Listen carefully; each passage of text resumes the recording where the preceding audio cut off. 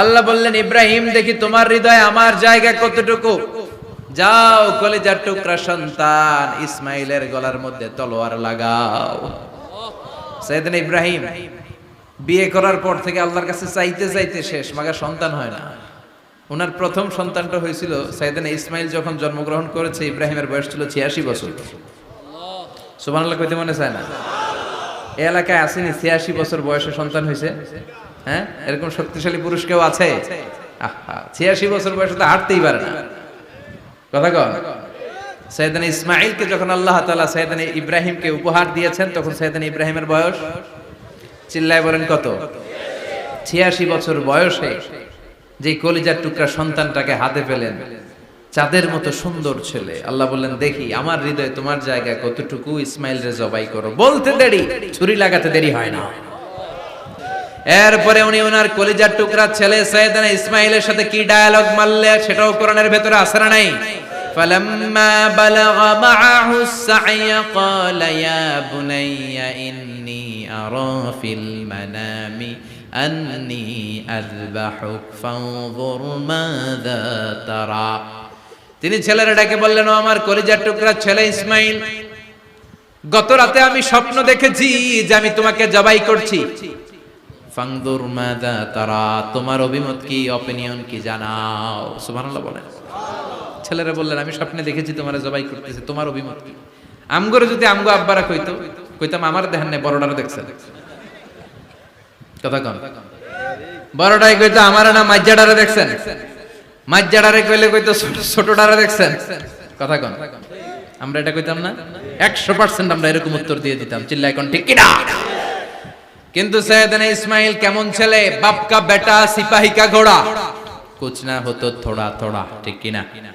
ছেলে বলল, ইয়া আবাতি ফআল মা তুমারু সাতাজিদুনি ইনশাআল্লাহু মিনাস সাবিরিন।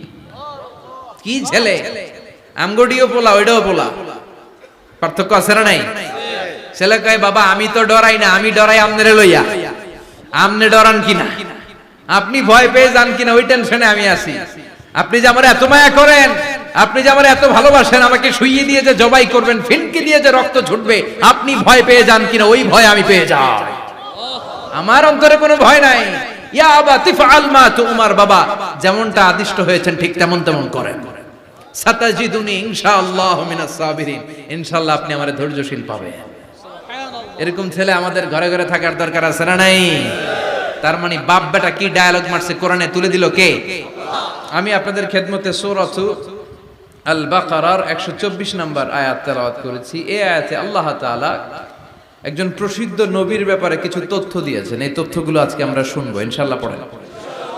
রব্বুল আলামিন বলেন, ওয়া ইয বিতালা ইব্রাহিমা রাব্বুহু বিকালিমাতিন ফাতাম্মাহুন্না ক্বালা ইন্নী জাঈলুকা লিন-নাসি ইমামা।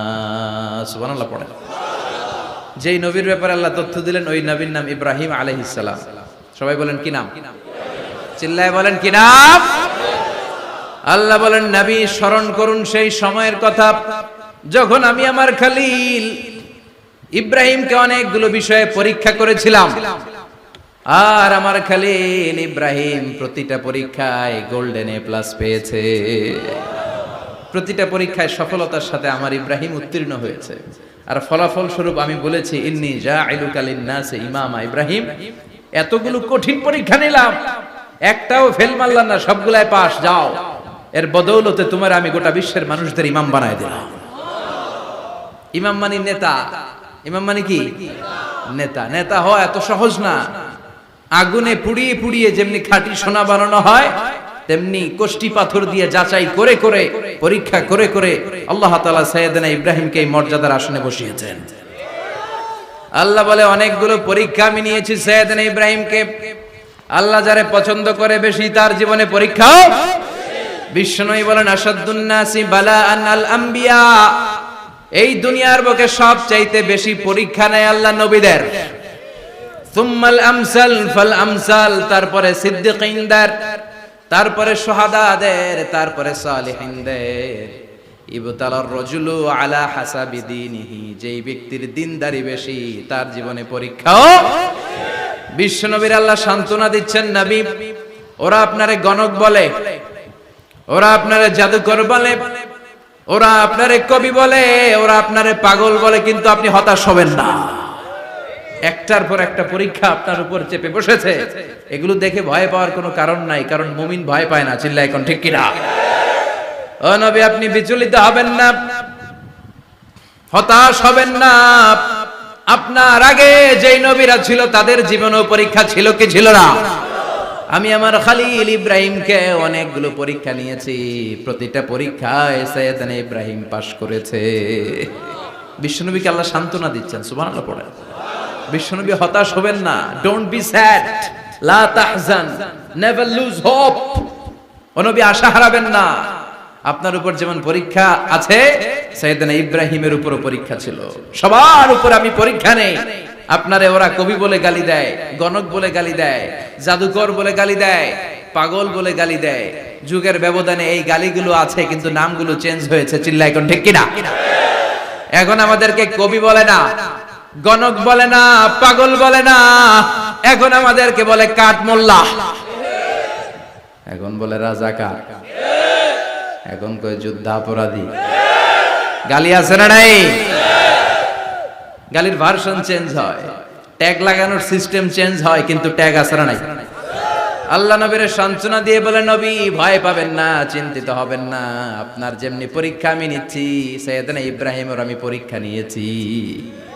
আর প্রতিটা পরীক্ষায় আমার Ibrahim Khalil golden A plus, first class first, global award পেয়েছে। আর এর ফলাফল হিসেবে আমি ইব্রাহিমকে বলেছি, ইব্রাহিম তোমার আমি নেতা বানিয়ে দিলাম। Allah put Sayyidina Ibrahim in some test. In some test. Everyone has to face test. প্রত্যেককেই test and trial, পরীক্ষার সম্মুখীন হতে হয়। And Sayyidina Ibrahim successfully overcome all the tests. Allah said, Ibrahim, I'm gonna make you the leader. সুবহানাল্লাহ পড়ে। একটার পর একটা পরীক্ষা আল্লাহ নেয়ার পরে যখন দেখলেন একটা তো ফেল করে না, আল্লাহ খুশি হয়ে বললেন, যাও, ইন্নী জাইলুকা লিন-নাসি ইমামা। ইব্রাহিম আমি মুত্তাকিনদের জন্য, গোটা বিশ্বের মানুষদের জন্য তোমার ইমাম বানায় দিলাম। কত পরীক্ষা যে উনি ওনার জীবনে দিয়েছেন, কত কঠিন রাস্তা যে তিনি পাড়ি দিয়েছেন তার কোনো শেষ নাই। সর্বপ্রথম পরীক্ষা ছিল ইলকাউহু ফিন্নার, অগ্নি পরীক্ষা। কি পরীক্ষা? নমরুদ বলল, ইব্রাহিম ঈমান ছেড়ে দাও, তাহলে জানে বেঁচে যাবা, নাইলে আগুনে ফেলবে। সাইয়েদনা ইব্রাহিমের এক কথা, জীবন যাবে কিন্তু ঈমান যাবে। ঈমানের পথে অবিচল থেকে আমার মরণ যেন হয়, তোমারই কাছে মিনতি আমার, তোমারই কাছে মিনতি আমার। মহামহিম দয়াময়, ঈমানের পথে অবিচল থেকে আমার মরণ যেন হয়। পড়ে না আমিন? আরো জোরে পড়ে না আমিন? নমরুদ বলে, ঈমান ছেড়ে দাও, তা না হলে আগুনে ফেলবো। সাইয়েদনা ইব্রাহিম বলে, জীবন যাবে কিন্তু ঈমান যাবে। তার মানে আগুনের পরীক্ষায় পাস। চিল্লায় বলেন, আগুনের পরীক্ষায়।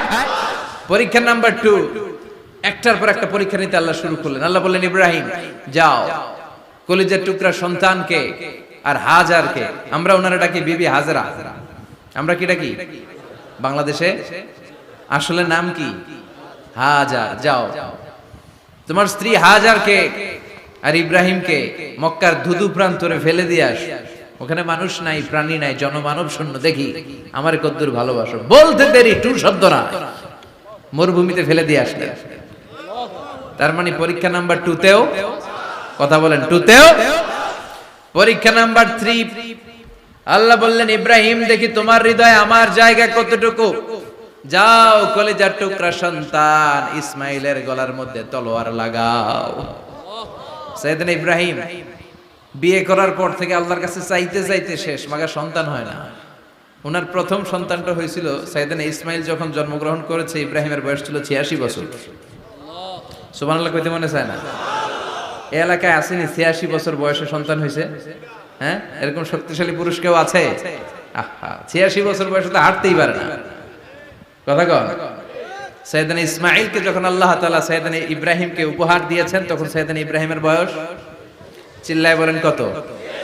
86 বছর বয়সে যে কলিজার টুকরা সন্তানটাকে হাতে পেলেন, চাঁদের মতো সুন্দর ছেলে। আল্লাহ বললেন, দেখি আমার হৃদয়ে তোমার জায়গা কতটুকু, ইসমাইল রে জবাই করো। বলতে দেরি, ছুরি লাগাতে দেরি হয় না।